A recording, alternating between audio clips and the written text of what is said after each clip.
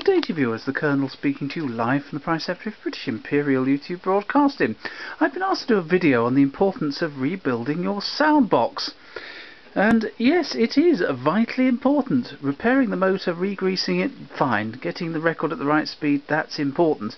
But rebuilding the soundbox is vitally important. A lot of collectors, they buy a machine, they think, oh, it sounds okay, and they leave it. But often if the soundbox has been rebuilt or mucked about with, it will need checking over at least and rebuilding if it hasn't. Now, there are two vital parts. On these HMV number 4 and number 2 soundboxes and exhibition, you've got the rubber ring inside here. Actually, it's only number 2 and number 4 have the solid rubber ring which the diaphragm slips into, and that's far too inflexible.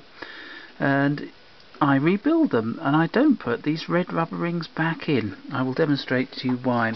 Also, the backs need to be repaired because there's a rubber ring inside there which will shrink or harden, and you either lose sound or you get vibrations going through into the horn from the record, and that's not good. So here we go. We'll do a test with this brass back number 4 soundbox, which came with my model 101 teak, of course, Colonial. Here we go. See what you think.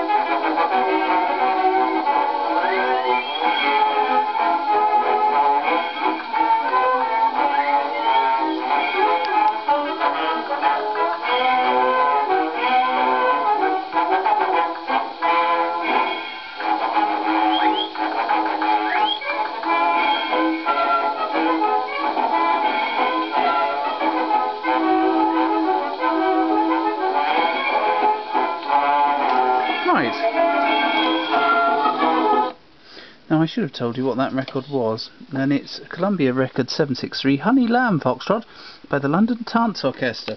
Right, now we will change the soundbox, and what we're going to change it for, with exactly the same type of needle, is my rebuilt number 4 soundbox. There it is, it's a gold plated one.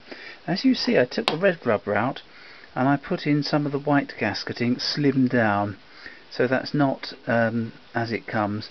I've got a brand new back on it as well, and it's my test box. It's the benchmark for all number 4 soundbox machines. So I test it on them, and then I get the soundbox up to this standard. So here we go. I'll put that one on,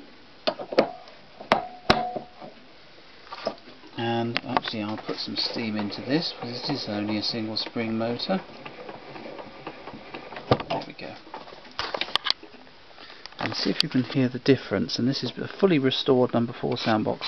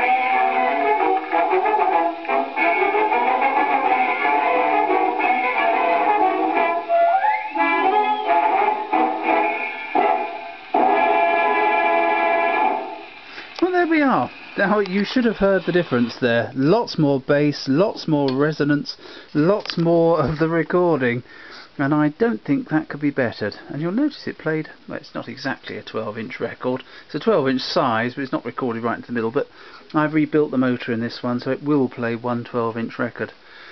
But that's the importance. These red rubber grommets in here, insulators, are not good. They're far too tight on the diaphragm and don't allow the sound box to breathe in some ways. You can either, as I sometimes do with these ones if I put a new one in, they're cheaper from America, they're half the price of the rip-off ones from the UK, and I just sandpaper the inside of the groove where the diaphragm sits with some fairly coarse sandpaper so that there's a lot more room to breathe. But unfortunately I don't have one of those sandboxes to hand, but I do have my benchmark one, and that is superb, and hopefully you noticed. So it's vitally important, rebuild your soundbox and rebuild the gramophone motor when you get a machine. Thank you, goodbye.